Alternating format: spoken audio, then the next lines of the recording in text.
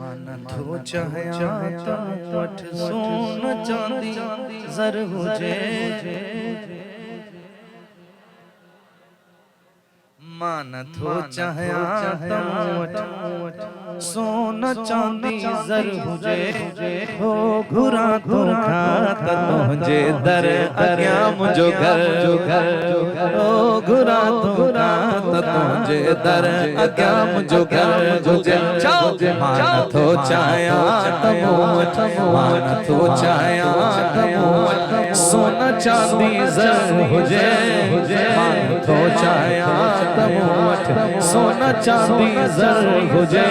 दो घुरा तो रात तुझे दर अग्या मुझो घर हुजे दो घुरा तो रात तुझे दर अग्या मुझो घर मुझे हाजी गुलाम नबी सल्लल्लाहु अलैहि आपने हुजूर की बारगाह में ये अकीदत पेश की। हर हुजूर के गुलाम का अपना अपना अंदाज होता है। उन्होंने बड़ी मासूमियत से बड़ी मोहब्बत से ये हुजूर की बारगाह में अर्ज की मानत हो चाहया या रसूल अल्लाह मानत हो चाहया वठ सोना चांदी जर हुजे मानत हो चाहया सोना चांदी जर हुजे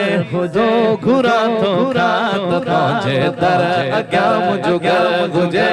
दो घुरा तो रात तुझे दर अग्या मुझो घर हुजे सिंध में मां तुझ सदके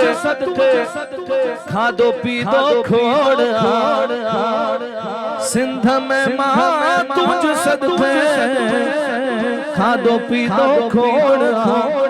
तुझे हिक मौलूद मुझे लाए करोड़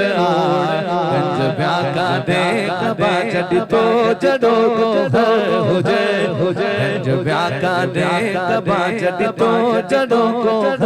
हुजे दो घुरा तो रात तुझे दर अग्या मुझो घर हुजे दो घुरा तो रात तुझे दर अग्या मुझो घर हुजे मानत हो चाहया सोना चांदी जर हुजे तुझे दर अग्या मुझो घर हुजे।